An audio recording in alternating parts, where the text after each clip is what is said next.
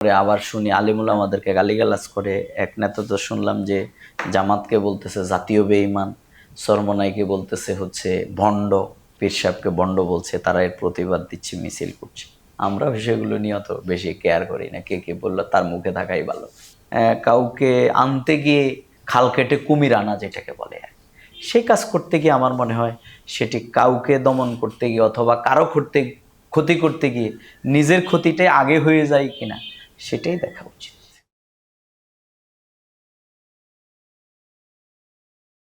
আমাদের যে ফখরুল ভাই বলেন দক্ষিণপন্থার উত্থান, তারপরে বলে গুপ্তদের উত্থান, তারপরে আবার শুনি আলিমুল আমাদেরকে গালিগালাজ করে। এক নেতা তো শুনলাম যে জামাতকে বলতেছে জাতীয় বেঈমান, চরমনাইকে বলতেছে হচ্ছে ভণ্ড, পীর সাহেবকে ভণ্ড বলছে, তারা এর প্রতিবাদ দিচ্ছে, মিছিল করছে। আমরা বিষয়গুলো নিয়ে অত বেশি কেয়ার করি না, কে কে বললো তার মুখে থাকাই ভালো। তো ইন্টারভিউর খাতিলে আমার বলে ফেলতে হইলে এই শব্দ আমরা বলতেই চাই, যে বলবে এটা তার কাছেই থাকে। তো এই ক্ষেত্রে সালাউদ্দিন সাহেব যেটা বলেছেন সেটি হচ্ছে, আমি মনে করি, দেখলাম জাতীয় পার্টির শামীম সাহেব বলতেছেন যে জাতীয় পার্টিকে রক্ষা করা বিএনপির নৈতিক দায়িত্ব।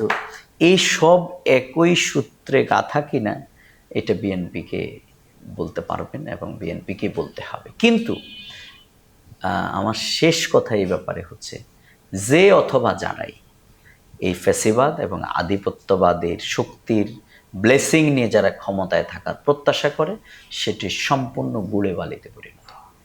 এই জন্য হবে কারণ বাংলাদেশে এই তাজা রক্তের উপরে দাঁড়িয়ে মানুষকে পুড়িয়ে মারা, গুম করা, খুন করা, মিলিয়ন মিলিয়ন টাকা দেশের বাহিরে পাচার করা, দেশের স্বাধীনতা সার্বভৌমত্বকে হুমকির মুখে ফেলে দিয়ে যেই দলটি এই ফ্যাসিবাদী শাসন কায়েম করেছিল, তাদেরকে আবার আনায়ন করার জন্য উদ্যোগ যদি কেউ নেন অন্য কাউকে পিছিয়ে ফেলার জন্য, তাহলে জনগণ তাদেরকে পেছনে ফেলে দেবে। এই জন্য আমরা এগুলোকে মনে করি, যারা বলছেন জনগণই এর বিচারের দায় তাদের কাছে, এ ব্যাপারে আমাদের কোনো বক্তব্য নেই। আমাদের বক্তব্য একটাই, আমরা যেন যে পরমত সহিষ্ণুতা, আমরা যে ফ্যাসিবাদের বিরুদ্ধে ঐক্যবদ্ধভাবে সবাই মিলে লড়াই করেছিলাম, আমরা যেন সে ঐক্যকে বজায় রেখেই এখানে আমাদের রাজনৈতিক প্রতিযোগিতা অবশ্যই থাকা উচিত। গণতন্ত্রের বিউটি হচ্ছে ডিফারেন্ট ওপিনিয়ন থাকবে, এটা ডেমোক্রেসির বিউটি। কিন্তু তার মানে এই না দমন নিপীড়ন, হত্যা, রাহাজানি, এগুলোর মাধ্যমে, পাথর দিয়ে মানুষ মারার মাধ্যমে, ধমকের মাধ্যমে আবার মানুষকে আপনি দমন করবেন, এই দেশের তরুণ প্রজন্ম এবং মানুষ সেটি প্রত্যাশাও করেন এবং মানবেও না।